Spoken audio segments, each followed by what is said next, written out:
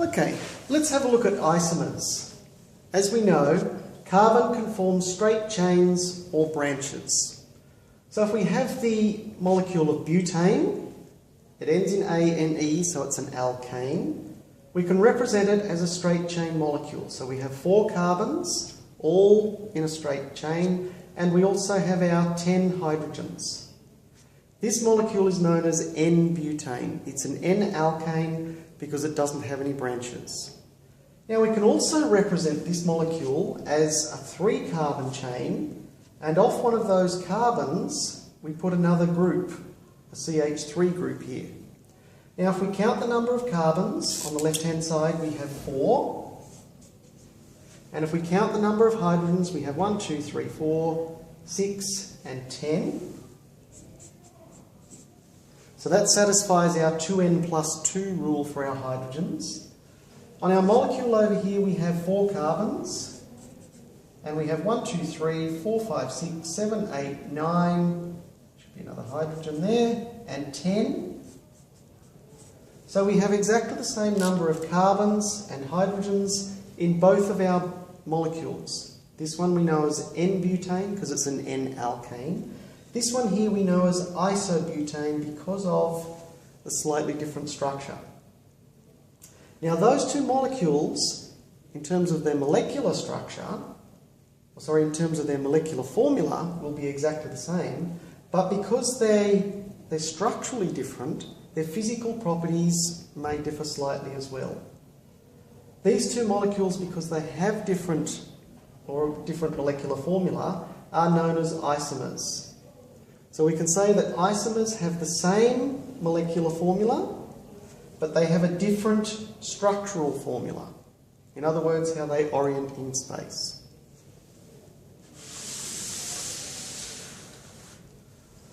So let's have a look at hexane.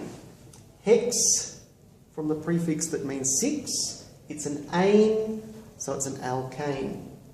Our simplest version is to draw our 6 carbons all in a linear chain. So this one is known as N-hexane. Now I've left out the hydrogens here just for the sake of simplicity, but obviously each one of these bonds, there's a hydrogen attached. Now we can also write out hexane as a 5-carbon chain and then a CH3 group coming off. If we look to our first molecule, we have 3, 5, 7, 9, 11, 14 carbons. In this one here we have 3, 5, 7, 10, 11, 14 carbons. Exactly the same molecular formula, but different structural formula. We've also got another molecule here. 1, 2, 3, 4 carbons in the chain, and then I have 2 CH3 groups off here.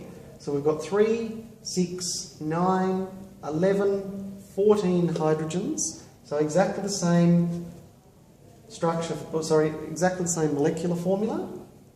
We've then got a 4th variation down the bottom, 4 carbons once again, and this time I've got our CH3 group here, or carbon plus 3 hydrogens, coming off at different places. So once again we've got a different molecule. It looks different in space, but it has 3, 6, 9, 12, 3, 6, 9, 10, 11, 14 hydrogens, so it satisfies our same rule as well. We have C6H14, and then finally we have one last version. 5 carbon chains. 5 carbons in the alkane plus 1 CH3 group on a different carbon to our second one. So we have 1, 2, 3, 4, 5, 6 carbons, 3, 6, 9, 10, 11, 12, 13, 14 carbons. So all of them have 6 carbons, all of them have 14 hydrogens, and they're all isomers of hexane.